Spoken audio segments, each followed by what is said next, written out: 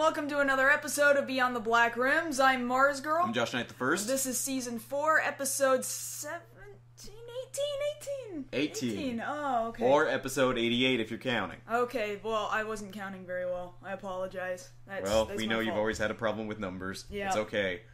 We still care. 7 was a number, plus 10 is last week's show, plus 1 is this week's show. Did you not watch enough Sesame Street? Because Sesame Street's still running. It'll still help. Do we get PBS? We don't get PBS. Do we get I don't think we get PBS. No, but granted, we don't have cable. We have... over-the-air signal that's still out there in the ether. So, you do what you have to. I mean, there's probably old episodes somewhere on the internet. There's The Count. There's The Count. Teach me how to count. I want to say, as always, thank you to our Patreon contributors over at patreon.com/MarsGirl. Just a few minutes ago, I finally got last week's episode up for just you guys, so I'm sorry that did not happen any sooner. I also want to say, last week sure did suck for a lot of dropping to Twitch. I have hopefully rectified this problem. I am not 100% positive, however. I have done everything within my power to boost connectivity to this stream, shutting down anything else that could be sapping any bandwidth. So I am very, very highly considering... Yeah, every other piece of electronic equipment off, anything that might possibly carry an internet signal, we've turned it off. All the energy is right here, right now. I'm telling you, I think next month, once I get that extra bit of scratch so that we can afford installation fees, I want us to switch to Grande Communications from Time Warner Cable. Now, Time Warner is saying that they're starting to introduce higher speeds that are starting to get closer and closer to fiber. Yeah. But you know what? We're not going to wait. That number's not pleased with Time Warner Cable as a company. We're not going to wait. No, not going to wait for them to... Ain't going to do it. Not going to wait for them to fix themselves. Wouldn't be prudent. So what else is going on before we get too far into things? Well, I don't know if it's picking up on your webcam, but this week I'm trying to go for what I call the Riker. You know, you barely look like you have hair. See, that's the problem. Sometimes the audience can tell. I can't. I can tell. Well, I can tell that your face looks kind of dark around the chin. This is, again, just a webcam, so it's not like it's picking up on... Like, it's not creating a Riker beard on you. See, that's the problem, too. I don't have Riker-esque ways of hair growing in on the chin and, neckline right there, because, admittedly, we've been watching a lot of, Next Gen, this week, going through the old seasons, and it's like, he's not him until he gets the beard there in Season 2, and then it's like, yes, there's the Riker I grew up with. Yeah, he's just kind of a really strange, uncomfortable-looking dude until he gets the beard, and then he looks like, I'm doing my job around here now. Nobody's gonna screw with me anymore, except for the times when they do, and then he puts... Well, he's not the one being screwed with. He does the screwing, as he is a bit promiscuous, even though he's there with Deanna Troi often by his side, and yet within the past week watching Season 2, he's banged 3 different chicks? At least one. At least Come one. on, don't over-exaggerate. Over the course of at least the last 2 seasons. Yeah. Then it's 3. Yeah, you are absolutely right, Movie Brat. He was also Xanatos, which not only commands like a menacing beard and mustache goatee combination, but also a rockin' ponytail. Rockin' 90s animated ponytail. Keep in mind, Deanna Troi, Marina Sirtis, was also the voice of Demona in that. Oh, you're absolutely right. So there was actually a lot of Star Trek people on Gargoyles. It would be nice if somebody, Disney, would get to work on a live-action movie, just saying. You know what? I don't want it. I don't want it. I don't think it could be done right. It could be done right. No, I don't think so. I still hold... Disney only cares about making live-action adaptations of its full-length motion picture properties, not Disney and their rides. Yes, which is to say nothing about their Disney afternoon blocks. Disney Afternoon is dead to them. That's sad. It is very, very sad. Because they've got the giraffe money to bring him back, but why not? Because it's only a certain audience that's gonna know and understand when they know for a fact that old full-length major motion pictures are gonna be what sells. I know. You know. In any case, let's go ahead and talk about the stories that we will be talking about just a little bit later in the show. So, for starters, from time to time you will hear me talk about this property, but we will be talking about Robotech, as Robotech has just had movie rights sold to Sony. And typically I wouldn't give this the time of day except for the fact that this time they're serious. Like that's really how we have to build this. Like now this sounds serious, finally. Robotech, parentheses, no, for real this time, end parentheses. Okay, so, aside from that... Yes, our second story of the evening, a lot of people have been talking about it. We heard the rumors, now we've gotten confirmation. The X-Files. Coming back. 6 episodes. Fox finally did something smart. So, good for them. Let's just hope they don't... We'll see how smart the execution is later. And then finally, for some reason, Naruto is a stage play. I believe it's supposed to be a musical as well. But they have finally released... footage of the first handful of minutes from this stage production. Well, it's excerpts from this first musical, and we're going to talk a bit about how the costumes look, how the stunts look, and really things that, let's say, could be improved upon, perhaps. There's a few of those. There's a few things. There's a few of those. Alright, so I'm sure we have some follow-ups to talk about from previous things we have talked about. So, going into the follow-ups, I'm going to go ahead and give you guys the link here, because we got our first official look for people watching Kamen Rider Drive of the next rider, Kamen Rider Chaser. And this confirms the look of, yes, he's primarily silver with purple accents. You can kind of see some of that's under the design that we currently have for Machine Chaser.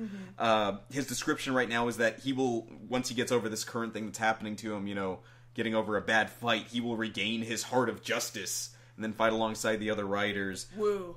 I just like the fact that they're sticking to the whole heart of justice thing. That's always something that when I see something get subbed over here where they use a similar phrase like that, like an ally of justice or heart of justice, they always simplify the term, and justice doesn't mean as much over here. Well, yeah, it's a very Japanese kind of concept, this bigger, more romanticized idea of what justice is, I think, and certainly our fan subs don't do it any justice, really. I wasn't intending on making that a pun, I swear. I know. You're not the pun person I am. No. Now, I'll agree with Johnny325 here. He does look a little basic, and I can see the comparison to Forza here. I imagine they were going to put more black on the costume. You think they were rushed? I think they kind of rushed it out. They were just like, oh, we gotta go, he's gotta get out there now. Push him out the door. Yeah, and they gave him the bare bones package, like, yeah, there. It's good. Just wait. Put the logo on the chest. Alright, we're good. Okay, so, moving on to other superhero time news, we also got our first look at the Star Ninja, and sure enough, you called it. This guy's a cowboy! What did I tell you? What did I freaking tell you? Because Japan, like I've said before, has this really weird image of America where it's like Americans are largely cowboys and wild, wild west. Like, I stumbled across this a lot while I was living in Japan. They associated me being from Texas as equating exactly to cowboy and also being associated with George W. Bush. Really strange combinations of things, but man, and anytime you see a character in an anime or anything, they're always got the cowboy hats, and they always got the southern accent. So pretty much this guy is Walker, Texas Power Ranger. Oh my god. I copyright that. I want art. Okay, so apparently his civilian identity is Kinji Takigawa. Kinji makes sense, keen meaning gold. Right. He's from America and decided to become a ninja after encountering the last ninja, the grandfather there in the series. And his primary mech will be the Bison King, made of the Bison King buggy, and his little smaller robot called Rodeo Maru.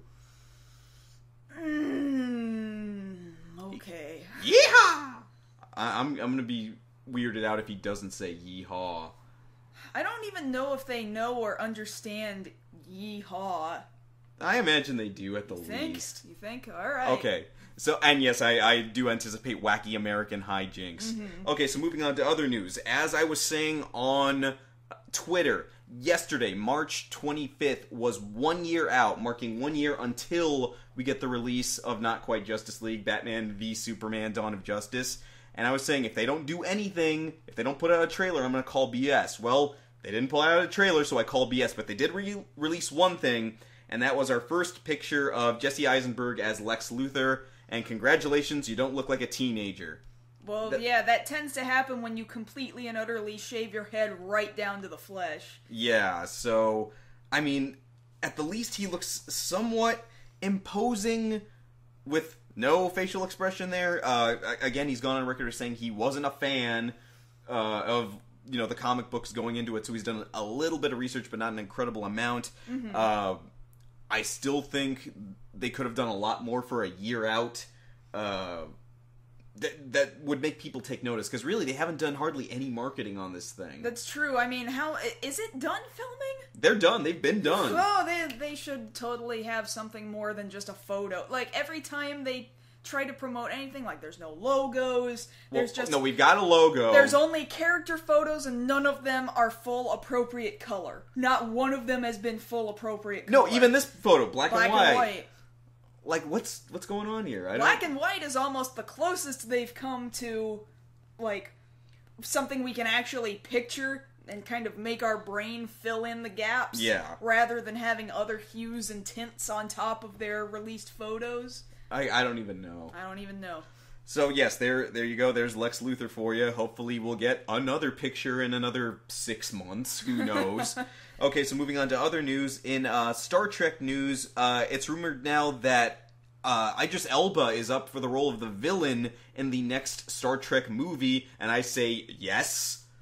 Oh, please, yes. He's a good actor. The man is a force. Like, I'm just really curious, like, is this going to be yet another reference to previous Star Trek iterations, or is he his own unique thing finally? Well, see, that's the thing. Nobody knows yet. Yeah, they've been keeping a tight lid on it for the last couple of movies. If I had to call it, like, I don't think it's quite typecasting, but I imagine he would make a great Klingon. You think? Like, he's got the presence to be a leader. Mm-hmm. Just him there on the bridge of a bird of prey, right? Yeah. Yeah, just him there, like, barking orders at people. Like, it would be amazing. He could just be him. He could just be him, too, and some completely different, guy, but...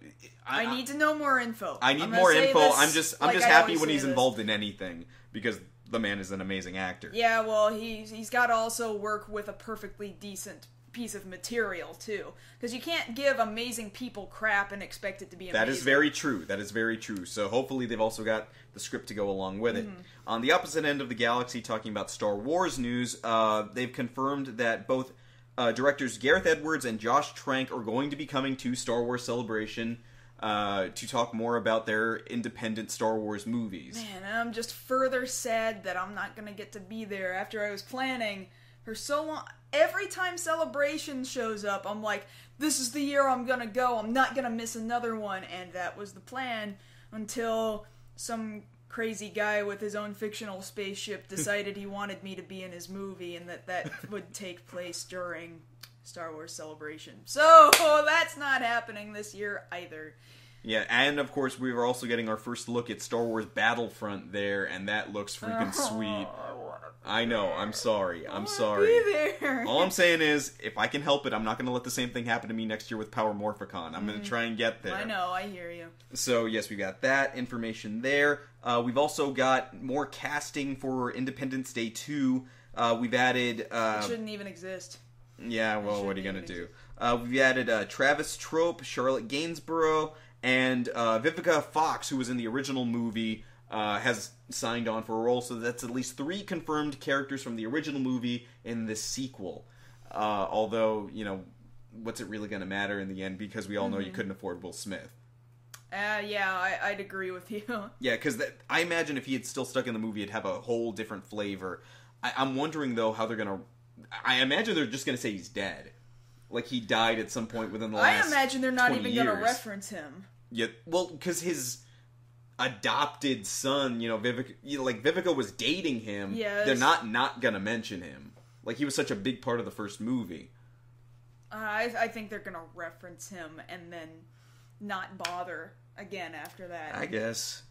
Okay, so moving on to other news. Referencing back to last week's story on Hideo Kojima leaving, parting ways with Konami, they've released a couple of tweets referring to what's going on there at Konami. Right, because that's what this really big situation needs is tweets. Yes. And they're saying, at length, he's working on the game right now, he's testing it, checking for bugs, little things like that, but people are starting to wonder, well, how come he doesn't say this? And that's kind of been the thing circling around now. We're waiting for Kojima himself to address things, but I'm wondering whether or not he's on a gag order. Entirely possible, yeah.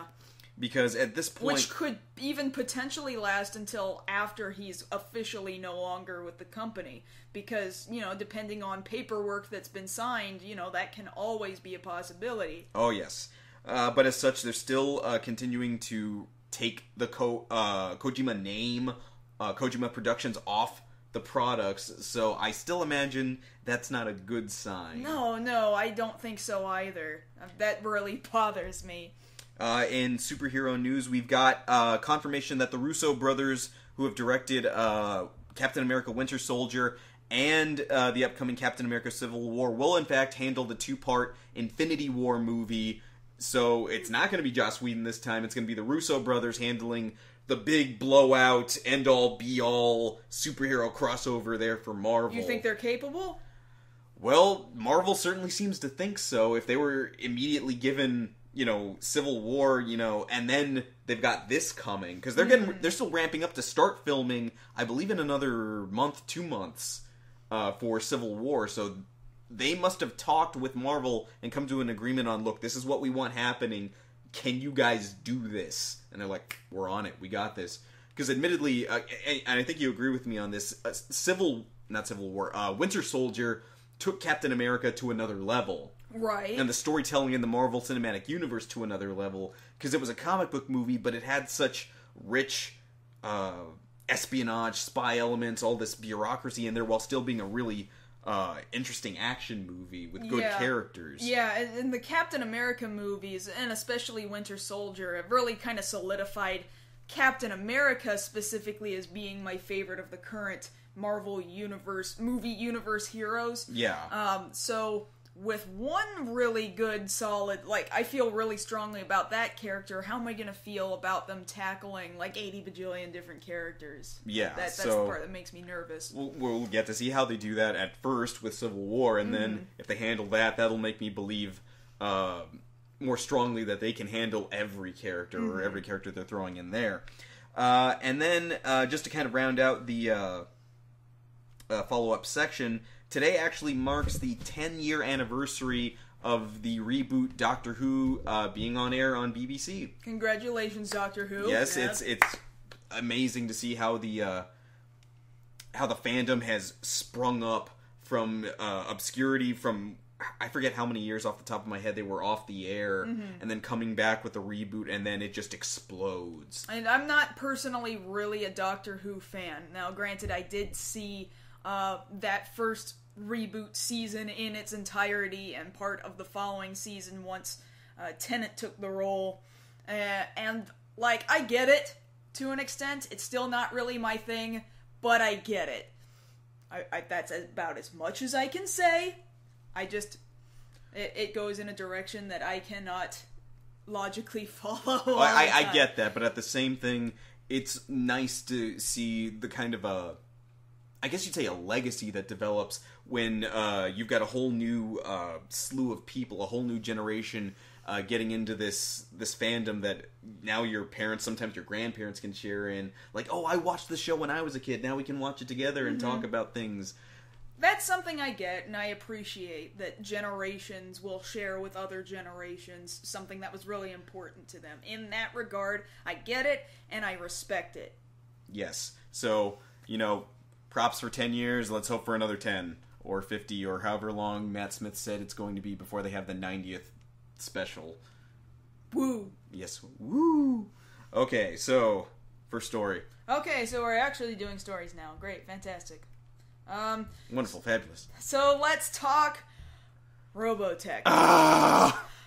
Okay, yeah, I agree with your sentiment here. And again, this comes up from time to time, and I'm not especially thrilled with it. But, so Sony apparently has gathered the movie rights again. Was it ever in their hands before? No, it wasn't in their hands before. It bounced hands so many times because Harmony Gold has wanted movie rights to move forward for years and years and years, and it just like never worked out. But like, it's like this time Sony is saying, this time will be different. Yeah, because you know you always see news stories crop up like, oh, now somebody else is working on Robotech. Now this guy wants to direct it. Now this guy wants to act in it, and then they all fall and crumble. Because that was the thing. Like the last major guy, what was it? I think it was Tobey Maguire was the last major name attached to Robotech. Yeah, I think you're right. And the thing about it is, like, yeah, for years and years and years, Robotech had its own corner of development hell that it lived in and then sublet out to, like, Akira and all these other movies. And now, for whatever reason, Sony, because, you know, they're making great business decisions right now, decides, you know what, now is the time to bring Robotech into the fold. And Harmony Gold, like, if you look at some of the stories that are coming out, talking about this, the negotiations that went down, Harmony Gold can't seem to pat themselves on the back hard enough. Because, looking at this story, yeah, Harmony Gold holds the license, and that's its own story in and of itself about licensing, but Tatsunoko Productions is only kind of mentioned as a footnote. Well, they always had a history of just mentioning Tatsunoko as a footnote. You watch the intro to Robotech. Yeah, the original intro, The original intro to Robotech as it aired here in the United States, and it's like, made in association with Tatsunoko, you know, as if they didn't make the series themselves in association with... The problem was, I don't know, Carl Macek, you know, rest in peace, Carl Macek. Otherwise, you know, if not for Robotech, we probably wouldn't know about Macross and all of its other iterations that we are never allowed to have because of Harmony Gold. Which is the thing we have to bring up every time, because Harmony Gold protects the rights to Robotech so hard that it bought up all the different Macross licenses. That way it can't be aired over here. Nobody could have it, yeah, so that nobody else could have these licenses and release it. It's almost a... I don't want to go that far, but I almost want to say it's a Lucas-esque way of saying, no, my way of looking at things is the only way to see it. But yeah, it so focuses, they have so focused on, look at what Carl Macek did. Look at what Carl Macek wrote. You know, throughout the whole Macross saga of Robotech, he didn't really write much of anything. There were some alterations to the script, some name changes and such, but for the most part, I will give Robotech this much. Just the Macross saga, as in this one series that goes to a certain point and then stops, it's relatively accurate to its source material, all things considered. It's only after that, when you shove the other two anime in there that are made by completely different studios and have nothing to do with Southern Macross, Cross and Mospida. Yeah, it's only when you start shoving those things in there that it's like Carl Macek decided, oh, this can't end. I need to write some crap up real fast. And that's exactly what he did. So I'll say this much about the movie. If Sony is focusing purely on the Macross saga, then I'll be like, okay, I will look at it, I will watch it, and I will appreciate it just for that right there. But if they start making sequels and they go into the other sagas that they've shoved in there or invented... The title of this story, as I'm reading it off Superhero Hype, is Sony Pictures announces Robotech franchise plan. So they're not stopping at one. They're looking for at least a 3-picture deal. I will only watch the first one. I will only watch the first one unless the 3-picture deal completely encapsulates the Macross saga. Which would probably be better for them. You think? I always think it's better to tell a story just slightly stretched out, but not like to Lord of the Rings. I'm sorry, The Hobbit levels of stretched out. Like, okay, that's too much padding. You didn't need to stretch that over 3 8-hour movies. Like, we didn't need that. Like, I'm thinking more along the lines of, Deathly Hallows or Mockingjay, where 2 movies that, that tells the whole story. I don't feel like you're skimping. That's good. That's a good length for that length of story. Right, I agree with that. That length of movie should match that length of story. That's what I'm saying. So, anyway, as you can imagine, Harmony Gold seems thrilled with this series of events. I'll read the quote there.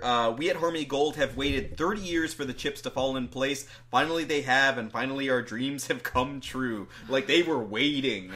Just there. Because they're so convinced that their product is amazing and superior, and like, oh, we created all these extra novels and comics and tabletop RPGs, and I'm just like, the only people who care about it are the sole fans still holding on from the mid-'80s who actually still have no idea that Macross is like a thing. Right. It's like people nowadays, to make that comparison, who loved Voltron and then have no idea about Go Lion. Now, granted, Go Lion is crap. Well, I think it's about the same amount of crap, but it's fun. Yeah, it's like really funny, but I mean, think about this. Go Lion bombed in Japan. Its ratings That's true. Sucked. That's true. And then it was only good when we got it, when we took it. But the thing about that, too, is, like, when you think of the way Harmony Gold pitches this thing out, it's also equivalent to, I think, Saban and their way of saying, well, Power Rangers is the thing that exists, and now they're just, at least Saban acknowledges Super Sentai's existence now, allowing Shout Factory to put out those Zyuranger DVDs by now. But Harmony Gold, on the other hand, they're going to push, like, what was 2 stories back when we talked about them, they were pushing that Robotech Academy, right? Yeah, I don't even know if they made enough money off that Kickstarter. You know what? Look that up. I'm going to look that up real quick, but keep talking.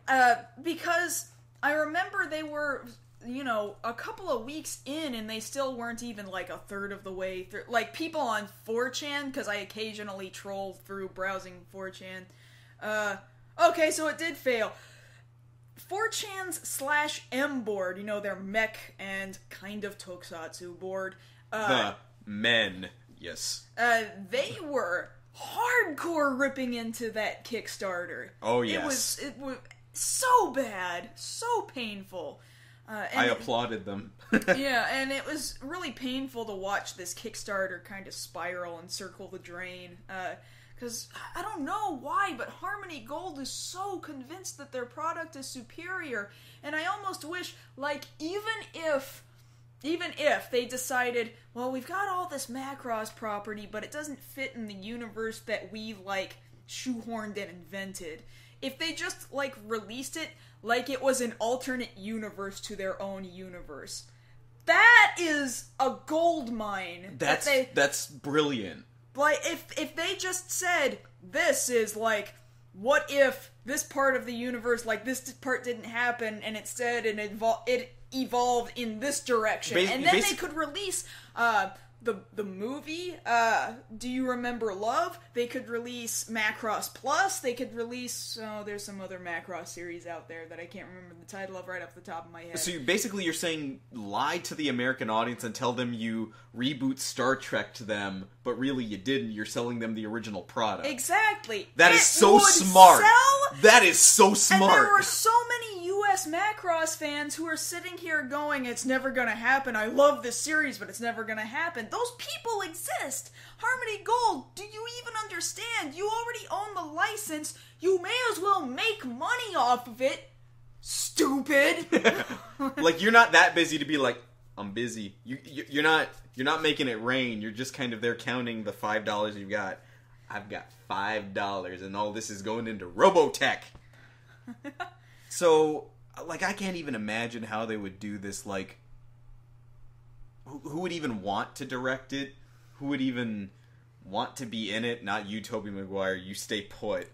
I don't know. Like, this is the closest they've come to being officially off the ground. Like, this almost gets them out of development hell. Mm-hmm. They need about what do they still need? They'll need a director, they'll need a writer, and then of course a Casting. cast. Once we get to that level, then we can officially say, oh crap, it's coming. Meanwhile, I will bide my time until 2017, and Pacific Rim will fill the mech hole in my heart. I guess that's it for that topic, Yes. then. Okay, so moving on to our second story. Why do you make me do this? You wanted it, you use it. No, you suggested. You know what would be funny? Yeah,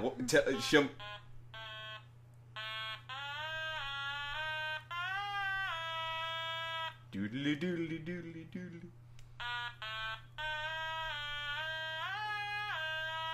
Doodly doodly doodly doodly. Doodly doodly doodly doodly. No, this is... No, okay. Why did We you tried. Make me... Why? I knew that was Because gonna people fail. like they like the automaton. I like the automaton when I know how to play what I'm playing. Okay, well, point being, the X-Files... What? X-Files are back. We have confirmed from Fox that they have ordered 6 episodes to be a little, I guess, mini-series event for the series to come back. We've got confirmation that David Duchovny, Gillian Anderson, and the original director, Chris Carter, are signed on for this 6-part miniseries. You know, that's cool and all, but I'm shocked that Gillian Anderson was like, okay, because she almost so can't stand the fact that she was involved in X-Files and never wants to talk about it to anybody. I guess she likes money, but she doesn't like, I don't know, fans, maybe? There's a lot of people like that. People who like money but don't like fans necessarily. I don't know, that just doesn't seem right to me. I'm kind of shocked that this is happening at all, but that doesn't mean that I'm not happy that it is happening. No, like I've said before, this is the first smart move Fox has made in a while, next to, I guess, not bringing back Jada Pinkett Smith next season for Gotham, but, If by smart you mean, oh, we had a franchise that worked, nothing else is working, can we go back to the franchise that worked and bring back, like, really old people? Well, they're not that old. 20 years older. Well, yeah, 20 years older, but still, they were able to get that second movie off the ground after the series had been over for a while. Uh-huh. And that's the thing about it. We can't talk about a new 6-part season without talking about the original X-Files. That show made it cool for people to watch nerdy stuff on regular TV. Yeah, I suppose you're right. Because you think about it, up until that point, yeah, you had your nerdy stuff, but it was kind of off in a corner, like, oh, you like Star Trek? Oh, you hang out with the chess club. Or you're off in the corner, you know, playing with your Star Wars action figures. And it wasn't really something you talked about out in the open, but the X-Files comes out, and then everybody's talking about it everywhere equally. Like, oh man. It's all water cooler kind of conversation. Yeah, exactly. It was cool to talk about, oh yeah, did you see this episode that went after Bigfoot? Or did you see this episode? You know, they were talking about ethics in video game. No, it was the... it was the virtual reality episode. You remember that one? Vaguely, yes. That was kind of silly. There were a couple of There are silly a lot of silly ones. I think let's not kid ourselves. I think one of the silly ones that I liked was it was when Mulder runs into this very literal genie. Like she can give or grant wishes, but you have to be absolutely like legalistically accurate to what you're asking for. Otherwise, she'll throw in something like somebody. That sounds like that. That's exactly what. That's very monkey paw. Basically, yeah. But that is exactly what I would expect out of a genie if I actually found a genie lamp. Like, I have to be so specific so that the genie cannot find loopholes to screw me over. Yeah, because I think one person asked, I want to be invisible. And then she's like, okay. I'm like, I can still see myself. And she's like, you didn't say it worked when your clothes were on. Like, that was the stipulation, so you had to be naked to be invisible. So you mean it's just like Mystery Men? It's pretty much like Mystery Men, yeah. Except it worked faster. And it was before Mystery Men. And it didn't have Kel Mitchell.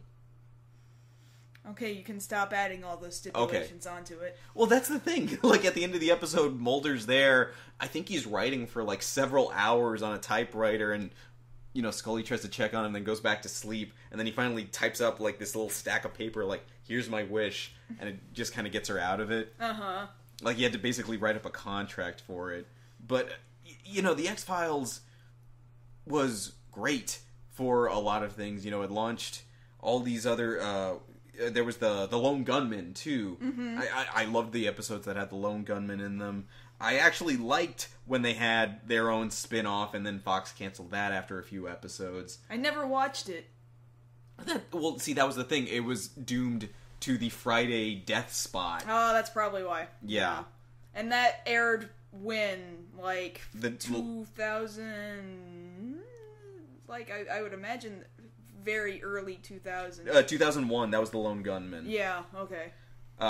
Just for that one season. And the show was good, and then you got to that point where you feel like people kind of got a little too big for it, like when you started switching out the cast and you bring in Doggett and Agent Reyes, like later on when it's like, oh wait, so it's not Mulder and Scully anymore?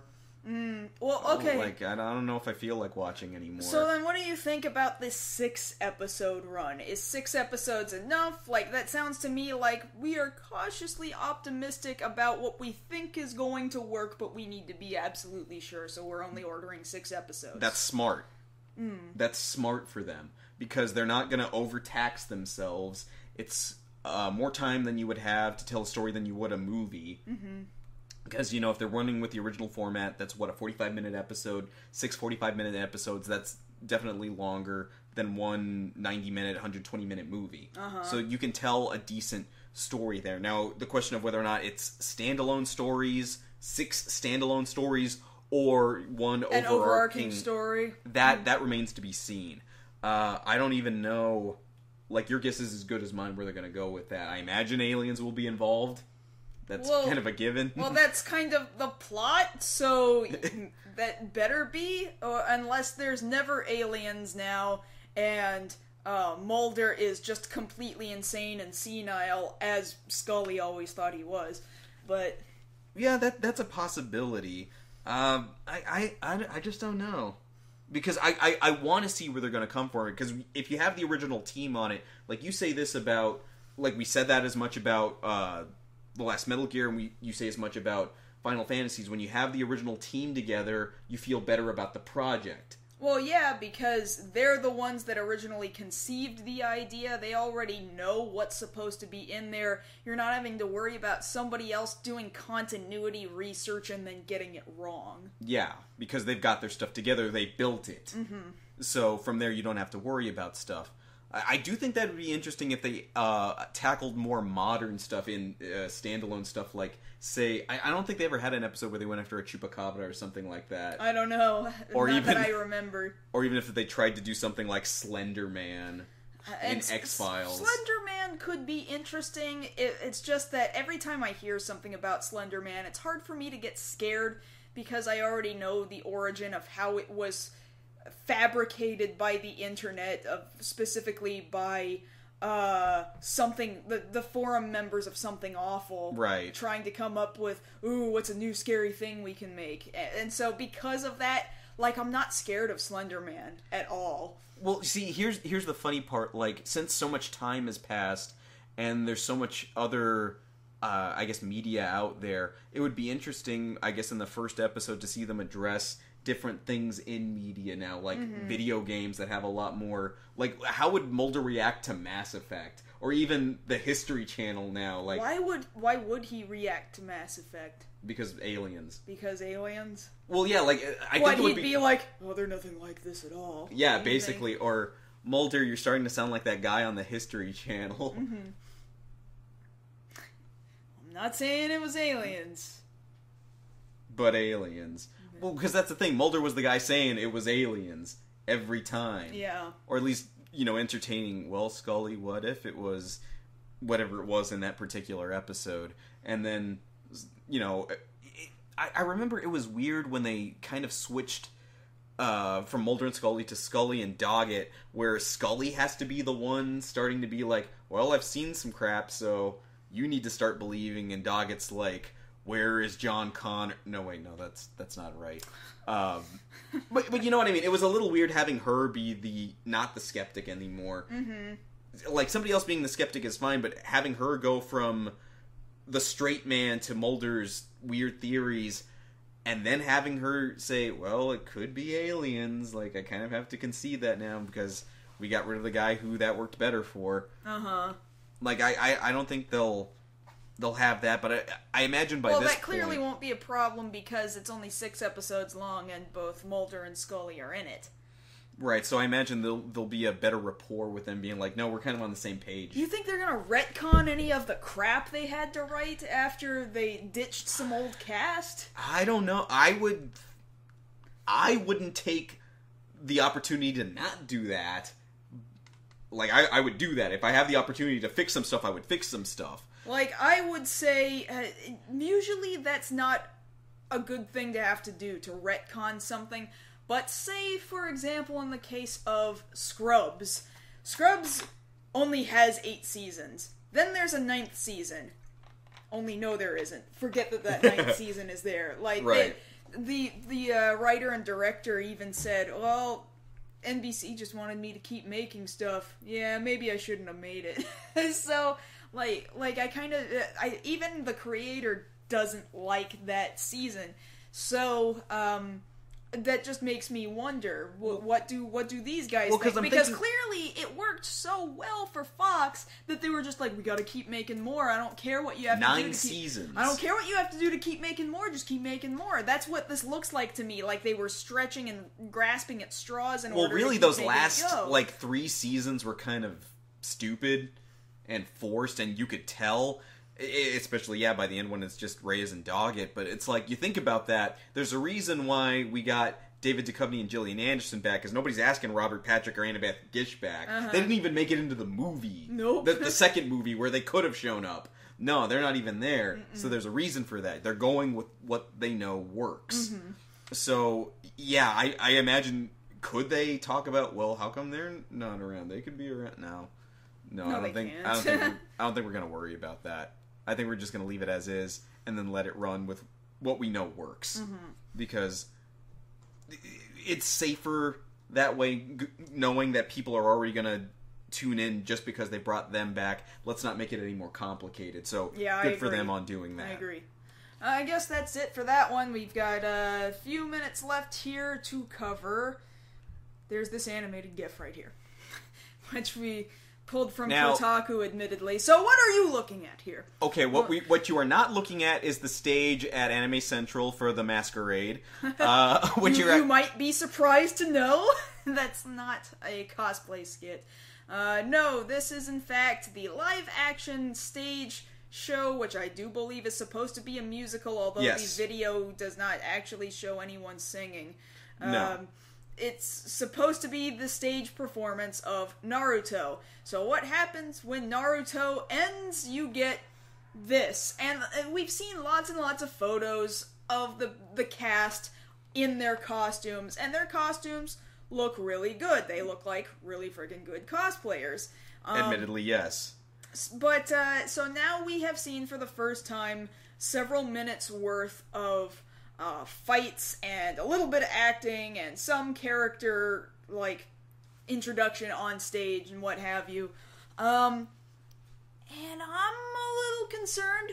Little concerned. Like, the performances are about what you expect from stage shows. Because that's the thing about popular shows over in Japan. If it's really popular, it gets a stage show. I can't tell you how long the Sakura Taisen or the Sakura Wars stage show went on for. It had its own cafe, and its voice actors and actresses all played the parts of their original characters for years and years and years, until only within the recent last couple of years did they ever finally stop.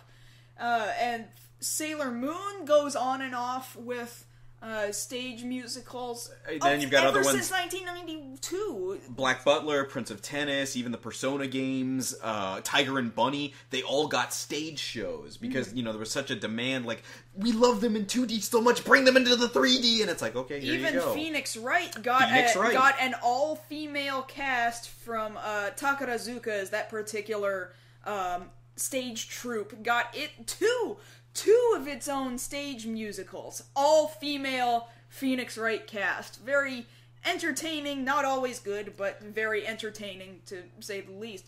And so now we have Naruto, and it clearly is basically the very beginning of the series. Yeah, I think they said it covers the first 20 chapters, somewhere thereabouts. Mm-hmm. So, right up to about the first Chunin exam.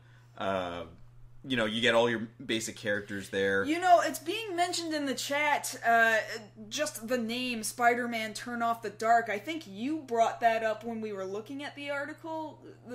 You were comparing it to, I don't know, you were comparing it to some other stage production, just how technologically ill-advanced this looks. Oh, no, I wasn't talking about Turn Off the Dark. I was actually talking about this other Spider-Man touring show that went across. If you look it up on YouTube, you can see the fight footage there. And I'll probably find it after the show and share it with you guys. But it's about that level. I think more actually closer to what we're seeing now with Marvel Universe Live. That level of stage play. But the thing about it is, Marvel Universe Live has a bigger stadium setting that they have, so the stunts look a little better. And because everything also is in the center of, like you said, a stadium, not on a stage. Not on a proscenium stage. Not in a theater. Right. And the thing about it is, again, we bring this up a lot, Japan doesn't have an incredible amount of room over there. So if you were going to go to some places like, Saitama Super Arena or even the Tokyo Dome or somewhere where you have the room to do a stadium show, which really would work better for Naruto since half the show is people running great distances to punch one another or kick one another or throw a kunai at one another. Here you don't get that, and what you're having to do, and you see it kind of here in this GIF, is they're trying to kind of mimic a lot of ground being covered and a lot of attacks being done, but it just kind of looks like cosplayers on a trampoline. Well, because that's kind of what it is, because to kind of explain what they're doing, because it took me a while of just kind of analyzing what the hell am I even looking at. Yeah, you see, like, they're running up the wall after bouncing their back really hard into the trampoline, and it's supposed to look like them, like, running through the forest with their arms behind their backs like this, and they do it over and over and over again, so it looks like they're covering ground or flying through trees, while the other person is making these attacks that are very, very, very far away from the other actor. And even when they're down on the ground in this footage that we've watched, their kicks and punches are nowhere near the other actors. The kicks and punches are all right. They're not nearly, a Super Sentai stunt show where it's very telegraphed. Like, no, there's a lot of space there. Mm-hmm. Like, the choreography one-on-one is better. But when it comes to doing certain stunts and things like that, it's hard for me to say that I approve of it when in recent history, just looking at convention video on YouTube, people are really stepping up their game when it comes to skits and things of that nature. And really what you're doing is the same thing. You're adapting something you saw for the stage.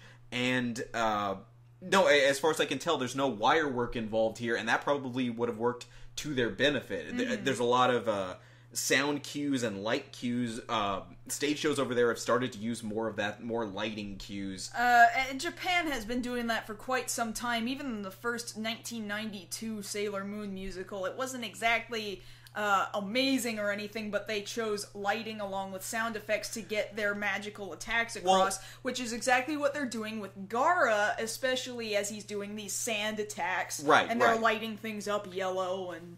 Well, no. What it is, it's not just a yellow light, because when you think back to the Sailor Moon musicals, you're thinking, oh, it's just a lighting cue. Yeah, those are just gel lights. And sometimes... Yeah, gel lights and then maybe a puff of smoke and that's it. Whereas nowadays it's more of a projection on there. Like, I think the best example we've got... Yeah, but it's not exactly a huge step up.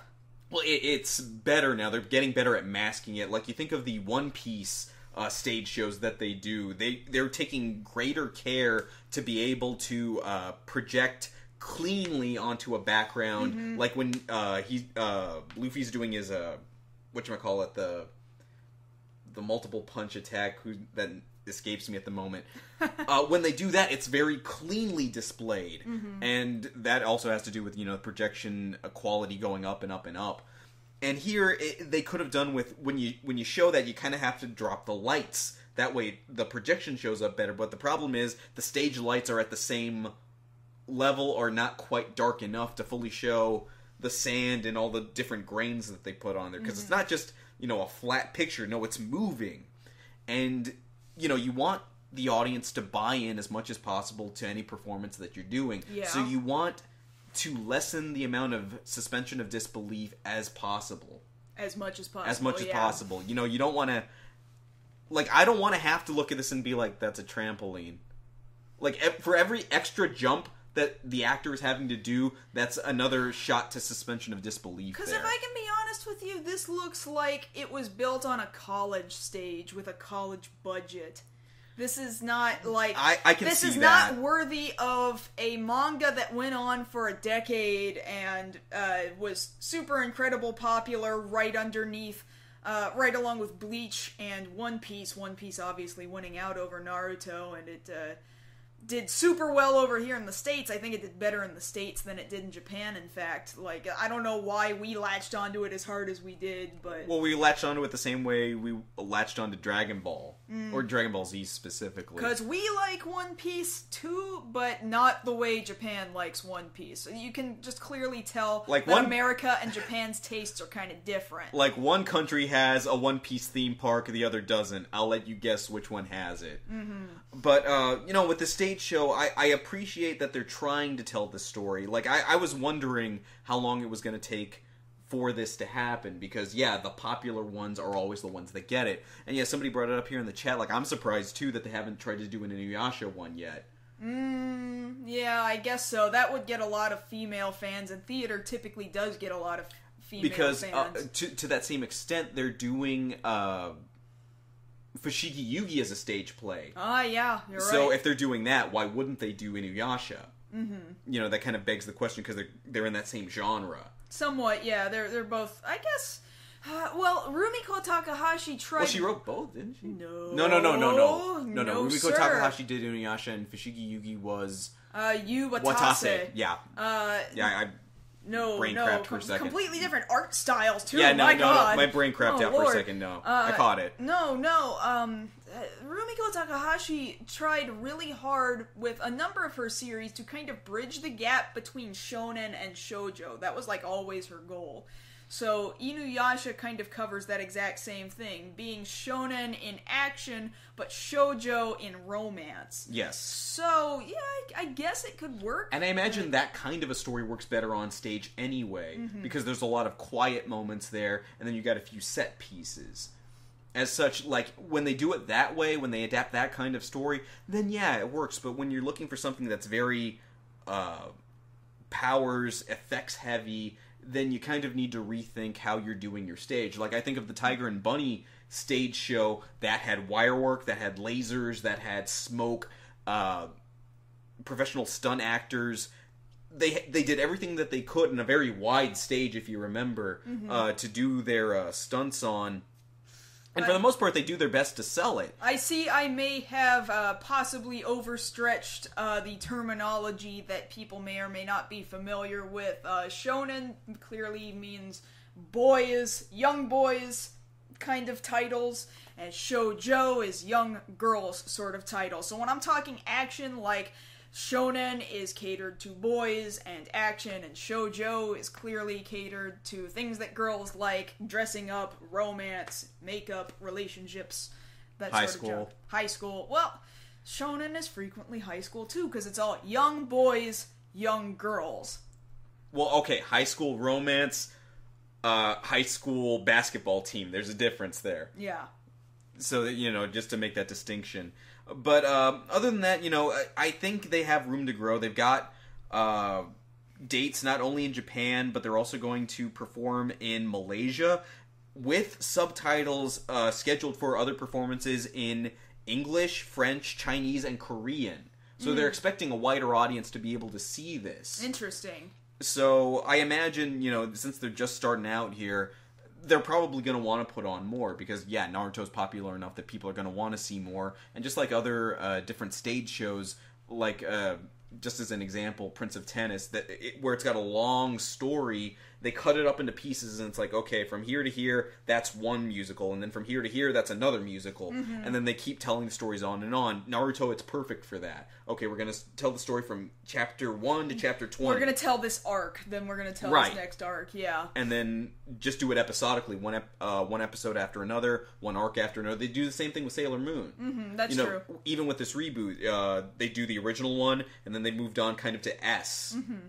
So, yeah, it stands to reason that this will continue. I can only hope, with every stage show, you learn from it, and you see what works, what doesn't work. I just hope that they think a little more and come up with new ways of getting the effects and the look down closer to what the original anime and manga intended.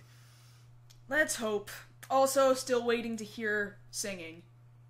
Yeah, we'll I'm a wait little nervous about that.